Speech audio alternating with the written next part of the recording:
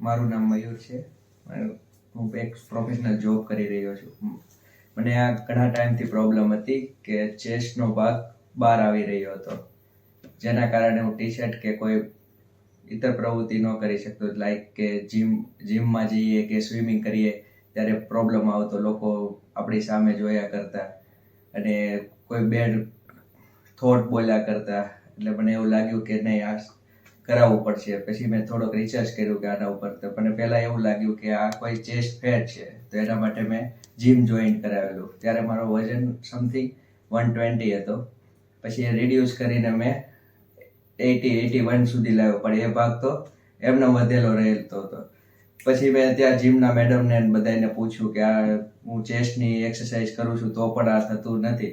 તો એને મને એક હોસ્પિટલની સજેસ્ટ કર્યું કે તમે કોઈ ડૉક્ટર પાસે બતાવી જુઓ કે આ બીજું શું છે.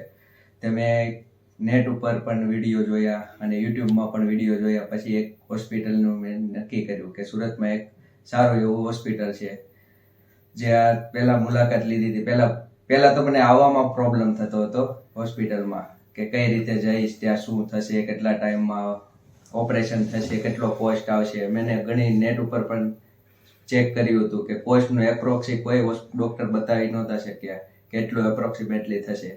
પછી ત્યાં સારો એવો એક્સપિરિયન્સ રહ્યો. મને કોસ્ટ પણ પ્રમાણે જે ધાર્યું હતું એના કરતાં પણ ઓછી મળી. અને પછી ઓપરેશનનો મેં નિર્ણય લઈ લીધો. ઓપરેશન 1-2 કલાકમાં થઈ ગયું હતું. મને એનેસ્થેસિયામાંથી 7 વાગે રજા પણ મળી ગઈ હતી. ઘરે હું જાતે જ ગયેલો હતો, 2 વ્હીલ લઈને, કોઈ ફ્રેન્ડ કે કોઈ આવેલું નહીં.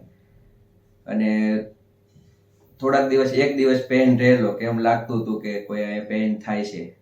પછી થોડાક દિવસ પછી એવું લાગ્યું કે હવે રિકવરી આવવા મળી છે. અત્યારે 1 મહિનામાં 2 દિવસ બાકી છે કમ્પ્લેટ. અત્યારે કોઈ જાતનો પ્રોબ્લેમ નહીં. અને જે મેં તમને હોસ્પિટલ સજેસ્ટ કર્યું એ સેલિબ્રેટ થેસિયા છે, જ્યાં ડૉક્ટર સિદ્ધાર્થ સખિયા છે, જેની સાથે મેં સારું એવું કનેક્ટિવિટી બનાવી છે અને મને સારું એવું રિઝલ્ટ પણ મળ્યું છે. અત્યારે શેપ પણ ચેસ્ટનો સારો આવી ગયો છે. મને હવે પબ્લિક પ્લેસમાં જવામાં પણ કોન્ફિડન્સ ફીલ થાય છે.